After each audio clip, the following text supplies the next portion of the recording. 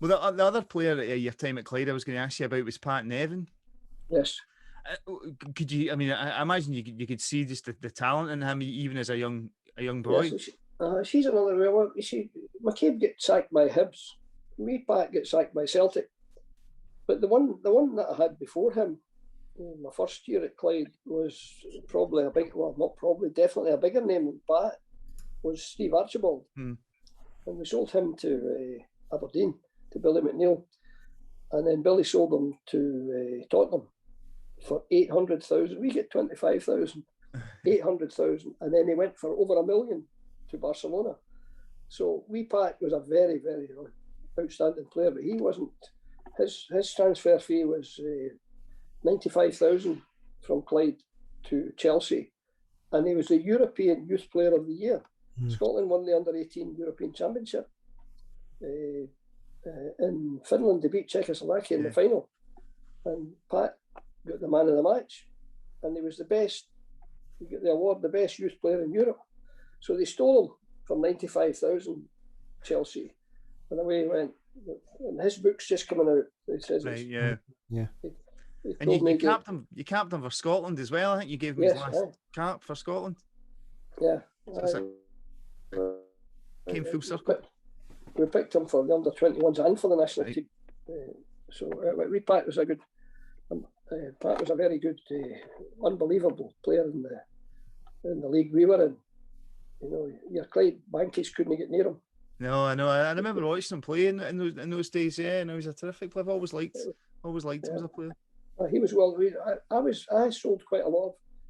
I had to sell one every year. The other one that interestingly we sold was Ian Ferguson, and they went to St Mirren for 60,000, and they sold them to Rangers for $1 million. And there was no add-ons in those days. You know, you get a top up now. You didn't get it in those days. So we didn't get anything extra for Archibald, the two big moves. We didn't get anything extra for Pat Nevin. And another one we sold was Joe Ward. We sold Joe Ward to Aston Villa, and we didn't get any add-on. He was a 90,000, and we sold the boy Tommy McQueen to Aberdeen. So, I mean, while at Clyde, Steve Archibald was still playing. He was playing the midfield role, was it? Yes, that's right. Well, hey, you're clued in. There, I'm impressed. Yeah, and it was Billy. He went to Aberdeen, and it was Billy McNeil that was the Clyde manager before Clyde. He went to Aberdeen, and he took him as a midfield player for 25,000. And he said, and this, I'll never forget his word. He said, if he doesn't make it in midfield, I'll put him back as the sweeper and replace Willie Miller. That's what he said. But in what happened in a practice match up there, they put him up front in a training game, and he played against McLeish and Miller and scored 3 goals. And they looked at each other. The trainer of the reserve, Teddy Scott, and Teddy Scott looked at Big Billy and said, "Look, why don't we try Archibald in the first team up front?" It was just a try, and it was outstanding. It's incredible. So that's how it happened. There was an article there actually that we didn't cover. Well, we sort of did. It was about Steve Archibald, and they said that basically his cost to Spurs was 4 times what their entire 61 League and Cup double team would have cost, which I don't think really is a fair comparison you can do. You know, £800,000, £850,000 to compare that to something from the 60s. I don't think that was a particularly...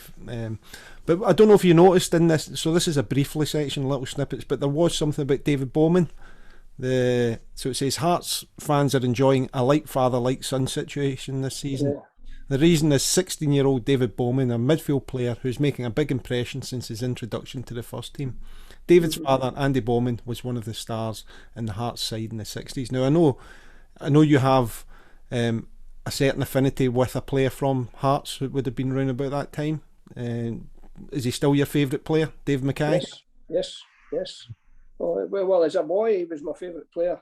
And, you know, he played for, I think he was the fans' favourite at 3 different clubs, and that takes a bit of doing. At Hearts, and at Tottenham, and at Derby County. Now, you don't get a better accolade than that, than being the man that is the fans' favourite at each of these clubs. And that's just the style of play he had. He was so aggressive and so talented that and he was. My father used to take me to see him. He didn't take me to see Hearts. He took me to see Dave Mackay. If they were in the west of Scotland, we lived in Hamilton, so we'll take you over to Motherwell to see Mackay. Airdrie were in the league at the time. We'll go to Airdrie and we'll go to Celtic. We'll see Mackay. We're not going to see Hearts. We're going to see Dave Mackay. Yeah. We'll watch everything he does. See what you can learn.